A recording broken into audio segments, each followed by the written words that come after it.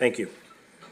Madam Clerk, do we have any public speakers for public comment or any written public comments on items not on the agenda? Chair Perrello, we have no public speakers virtually or in person for this item. And for the public, the mayor is not here this evening. He's under the weather, and wish him a speedy recovery. The next item on the agenda, under consent, C1, City Clerk Department, the approval of the minutes. The Public Works and Transportation Committee approved the minutes for the May 28th regular meeting as presented. Do we have any public comments on this, Madam Assistant Clerk? Chair Perrello, we have no public speakers virtually or in person for this item. Thank you. My fellow member, do you have any comments, additions, subtractions, or? Okay, do you have a recommendation? Move the recommended action. And I'll second that. Please vote.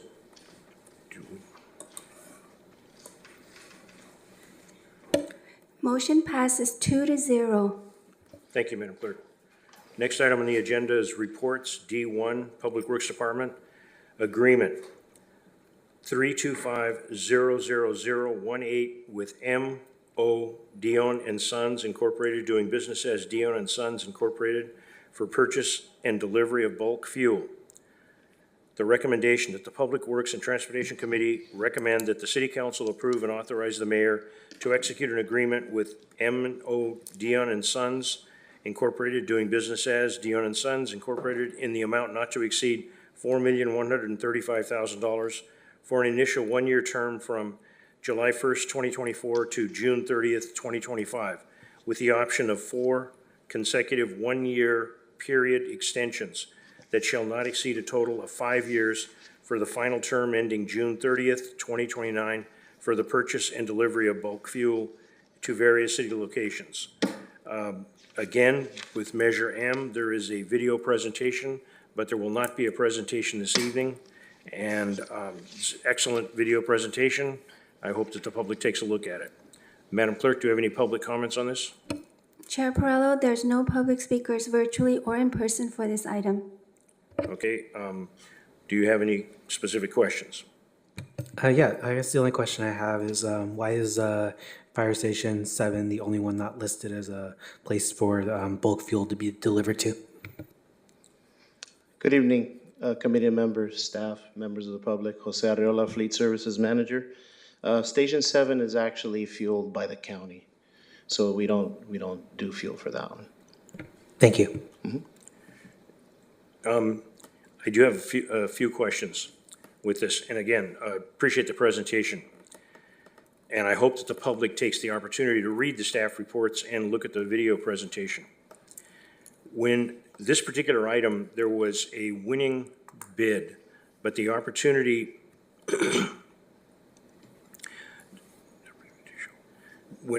I'm sorry. Why the company with a low winning bid backed out. If we could have an explanation on that. Is that confidential information or not? There were 3 times that this went to bid. The first time the winning bid backed out. The second time they were found that the bidders did not comply. The third time we had 2 bidders, and we are now going to award to the low bid if this is approved at the council. Chair Perrello, I'll take that one. Assistant City Attorney L. McCarran. So typically when we issue a request for bids, we include a copy of our sample contract, and we state in the bid specific terms and conditions that cannot be modified. And if a proposer or bidder wishes to modify certain terms or conditions, they have to state those terms or conditions that they want to modify in their bid. So I believe, and without giving away confidential contractual negotiations, during that process, the one that was awarded the bid did not take any exceptions to the contract and tried to remove several terms and conditions from our standard agreement. And it's a standard agreement for a reason, so that we have contracting consistency throughout the city. And so we said, well, if you're not going to take this contract, well, then you can, we'll go on to our next bidder, or you can rescind. And that was the decision they made. With one other question, with respect to the parties that is under discussion tonight, it states in the staff report on page 9 of the staff report, the bid was based on a markup amount above the California Oil Price Information Services, OPIS, Can you give a definition of that for the public, please? Yes. And again, thank you, Mr. Aurelio, for being here. Thank you. No problem. Yeah, so the California Oil Price Information Service is the OPIS. They are basically the government entity that regulate the pricing on fuel, diesel, gasoline, all that, and it's all related to market value.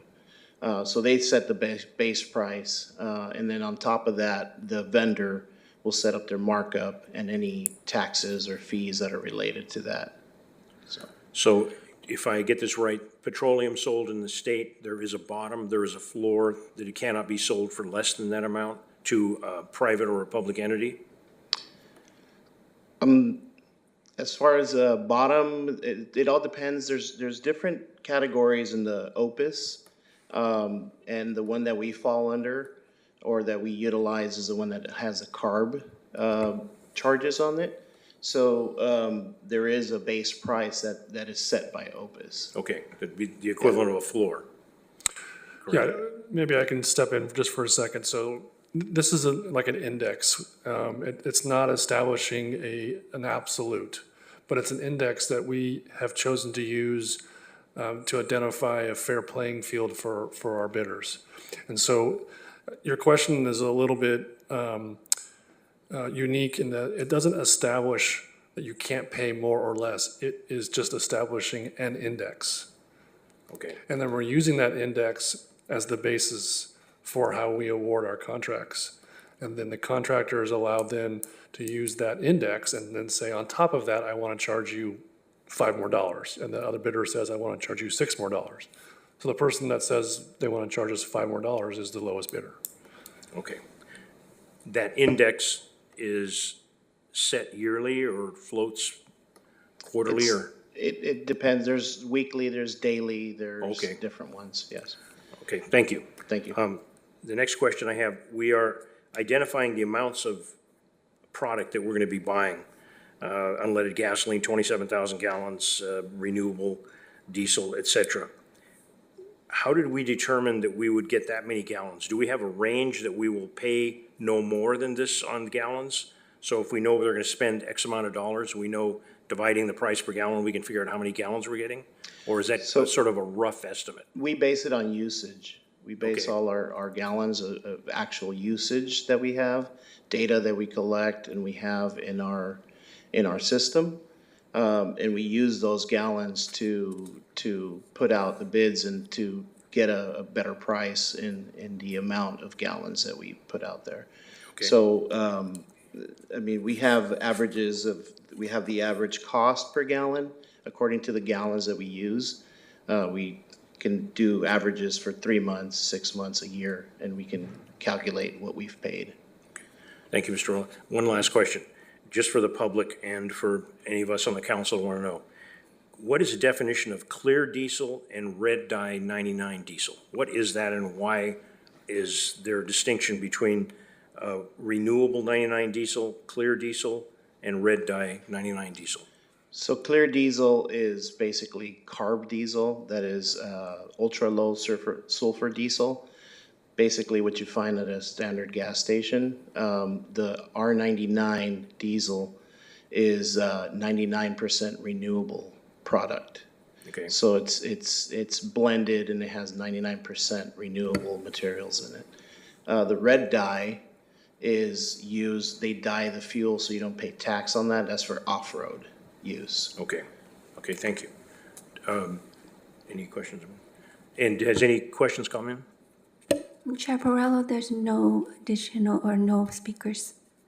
What do you think? Move the recommended action. I'll second that. Please vote. Motion passes 2-0. Thank you. Thank you very much. Thank you. Thank you, Mr. Rose. Thank you for the presentation. The second item is, titled Public Works Department, subject, Public Works Project 324-00551 with West Star Environmental Incorporated for Oxnard wastewater treatment plant fuel management system replacement project and it is a rebid, specification number Public Works 23-1352. The recommendation that the Public Works and Transportation Committee recommend that the City Council approve and authorize. There are five items to this one there are 5 parts to this one item. Part 1, a total of $301,560 in project funds for the Oxnard wastewater treatment plant fuel management system replacement project rebid, and we'll get an explanation of what the rebid means. Specification number PW 23-13R2. Step 2, the mayor to execute an agreement with Westar Environmental Incorporated in the amount of $251,300 with a project contingency amount of $25,130, which is 10% of the item, with Westar Environmental Incorporated for a not-to-exceed value of $276,000 for the project.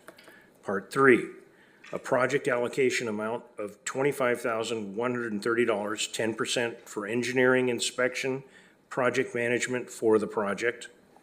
Part 4, adding Oxnard wastewater treatment plant fuel management system replacement project to the City of Oxnard's 5-year capital improvement project.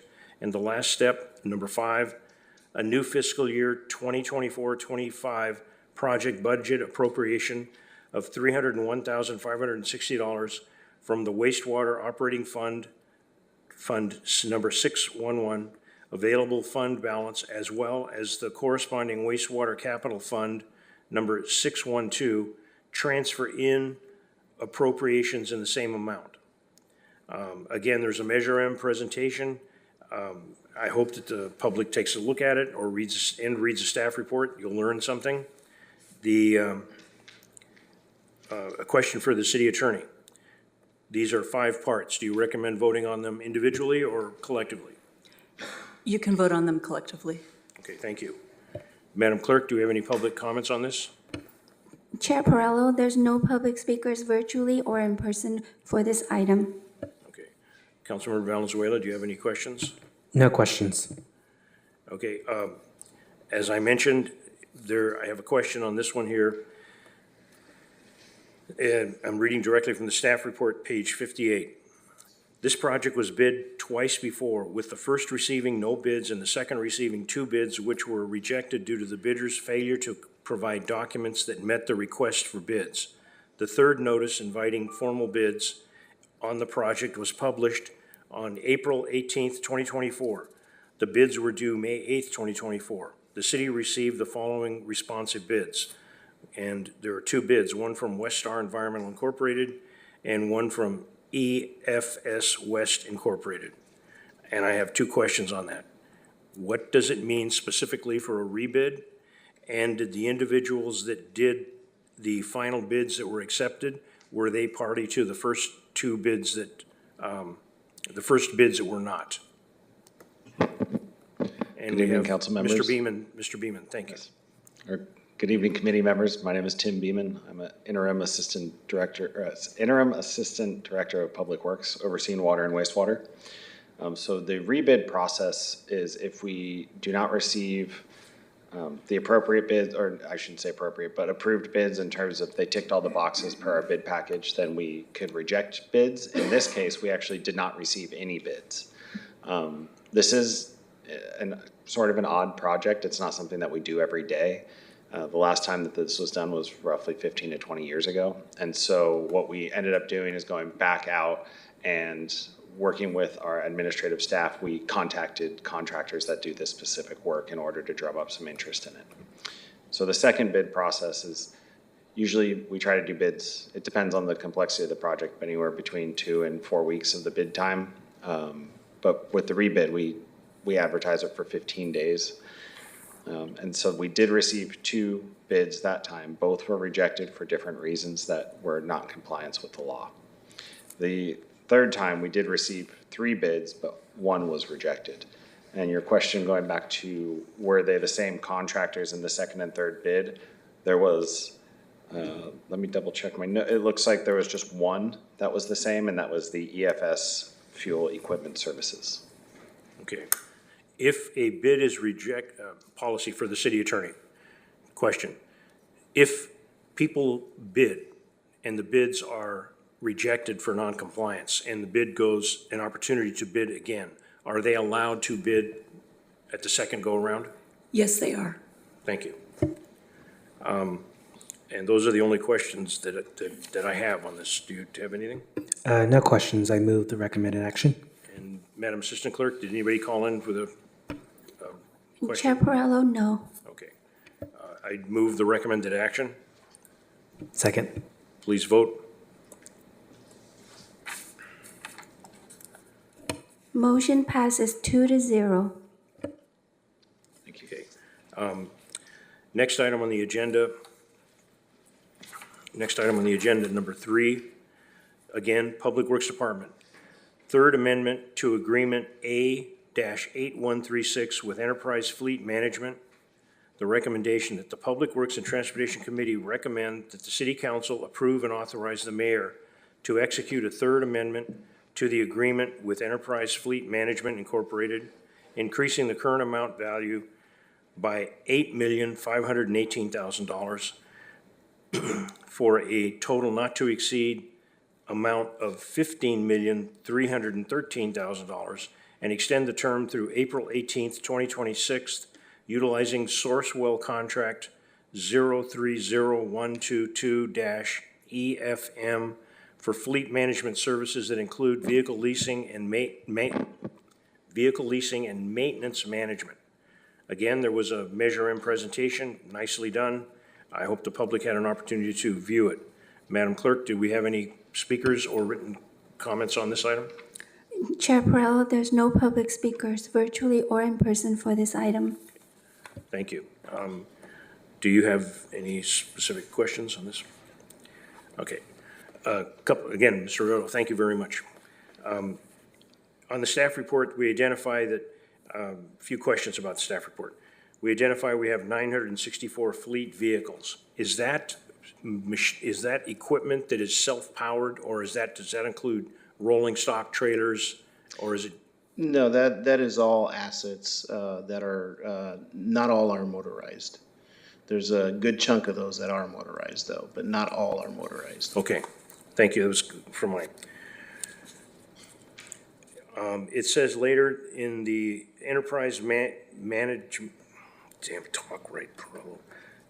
enterprise maintenance management program, except for emergency vehicles which are internally serviced. What does it mean, emergency vehicles are internally serviced? So police, fire are all serviced by fleet services, by our internal department. Those are not maintained or sent out with the enterprise fleet maintenance program. So we have city employees taking care of the city City equipment. employees taking care of it, And yes. again, these are, just to toot our own horn, these are highly qualified city employees taking care of very Certified. specialized. Yes, certified. Thank you. Yes. Also in the discussion, prior to the lease program, 248 city vehicles needed to be replaced due to various reasons. And some in the police department were replaced for, the patrol cars were in dilapidated condition, been accidents, et cetera. When we do replace vehicles that go to auction, how does that work out? What's the process? Is it possibly, because I get asked this question, apparently Crown Victorias are hot items with residents in the city of Oxnard, and they'd like to know if there's some coming up, where do I get a chance to buy a Crown Victoria? I don't know the answer to that, and you fill us in. Yeah, so these vehicles go out to a third-party auction house, and they're auctioned in a public setting where everyone has the opportunity to bid on them. And we get a decent amount for our fleet. If a member of the public was interested in specific type of car, they could call Public Works and find out when these auctions take place, or somebody in the city of Oxnard would know that? Yeah, there's websites that the company is J.J. Kane. They're the ones that auction the vehicles. Okay. And they have a online bidding, and they have in-person bidding. Okay, that's some good information. I'd asked a couple of other questions of staff, and I did get answers, but on when we auction the equipment off, the funds that we get from these auctions, where does it go? So enterprise funds go to the enterprise programs, whether it's water, wastewater, ER, any general fund items that are auctioned off go to general fund. And well, those are my specific questions. There's a lot of information here, ladies and gentlemen. We work with the leased vehicle company that we work with is an extremely large enterprise funds. There's, could ask a ton of questions about that. Ladies and gentlemen, if you want to get a real surprise, go to page 160 of the staff report, and it'll give you a history of enterprise cars. Very eye-opening. I don't believe, have anything to do with the item here tonight, but it's extremely informative and terrific. Staff is doing a hell of a job getting good information out to the public that takes the time to read it, and the councilmen are accountable for being responsible to know what's going on. With respect to the leased vehicles, how are the leased vehicles handled when time comes that we may want the policy or whatever program we get into? How is that handled in the city's part? Yeah, so there's different times when we can assess the value that we can get for the vehicles. Typically is in the 2.5 to 3 year mark, where we can turn them in, get some equity on some of the vehicles. Depends on upfits and a lot of different factors, but if we turn them in within a certain sweet spot of the lease, we can get some money back that can go towards the new lease. And we get into like a subscription that we use them for a certain amount of time and we turn them in, we recover some of the costs and they go towards a new cost for the new vehicles that would be replacing them through the lease. Yes. And this allows us to have new vehicles that could potentially be safer or cleaner emissions or. That's correct. That's okay. Okay. Is there anything that you can think that you could add that I didn't ask or my fellow councilman that the public should know? I mean, just having newer fleet is obviously safer for the drivers, newer technology, the best, safety features, gas savings. The vehicles aren't gas guzzlers like they were in the 90s or, reduction in parts supplies due to newer fleet, warranties, and again, safer vehicles for the staff. Yeah. And that goes, ladies and gentlemen, that's two ways. We're looking out for the personal safety of the people working for the city of Oxnard. They're assets, but they're also human beings, and we got to have something safe for them. But when we have city vehicles on the street that are newer, that are safe, it's also safer for the general public that's around those vehicles. I can't think of anything else that made the history of this enterprise is extremely well worth reading, I think, in my opinion. Any questions? Chair Perella, if I could just make one clarification, because we're talking about a couple things there. So when we're talking about auctioning off vehicles through the auction process, those are city-owned vehicles typically, right? I should have clarified that. Yes. The agreement for tonight is enterprise, and so those won't go through that typical auction process. They'll go through the second process that Jose was talking about, which is a evaluation process and potentially where we would get equity in that asset and then use that towards future leases. So I wanted to make sure that was clear that those are two separate processes. And we did look at this current fiscal year, which ends, well, I guess technically ends this week, right? Yeah. This current fiscal year, through the auction process, so those are city-owned vehicles, finances indicated that we got $177,000 back in from auction. So we do get money back, and that money, as Jose mentioned, goes to the general fund if that vehicle was purchased with general fund money, or it goes into the different utility funds if that vehicle was purchased with utility funds. And utility funds are enterprise funds. Correct. And I didn't want to use enterprise because we have the enterprise fleet management. It gets a little tricky, but yeah, it goes back to the utility funds, which are our enterprise funds, yes. Okay, thank you. Again, thank you very much, Jose, for the presentation. Thank the public works staff for being here. Madam Clerk, do we have any speakers calling on this? Chair Perello, no. Move the recommended action. Okay, I'll second that. Please vote. Motion passes 2-0. Okay, last item on the agenda is items for future agendas. Do you have something? I do have something. I will share and ask the city manager a question a little bit off here. My understanding is the city of Oxnard is going to be holding a salsa festival, and it will be in Plaza Park. Yes. I mean, it's not our festival, it's a festival happening in Oxnard. Okay, It's not a city event.